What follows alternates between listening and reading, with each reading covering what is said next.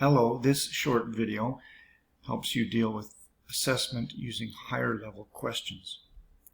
Massive high-stakes objective final tests of factual information are cheaters' playgrounds. This video will help you design higher level thinking questions in ways that make cheating almost impossible. For starters, throughout the semester, use frequent, small, ungraded or low-stakes objective quizzes on fundamental course knowledge, like this one shown here.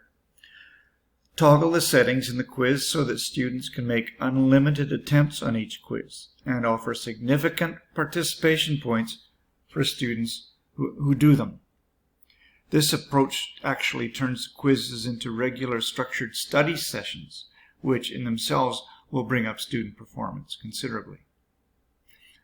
These quizzes will also lay the basic groundwork for asking higher level questions later on.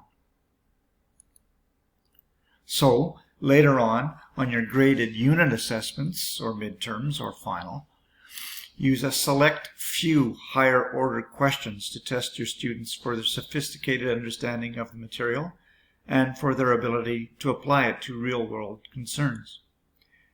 In this example, note the strict word limit. This strict word limit demands that students be very clear and concise in their answers, and it disallows the senseless blathering on that many students do in hopes of scoring a few points. This greatly reduces the volume of your marking workload and makes the answers much more enjoyable to correct.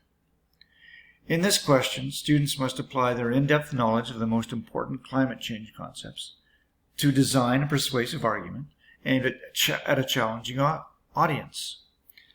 So this approach we call the strategic sampling method, which I'll map for you here.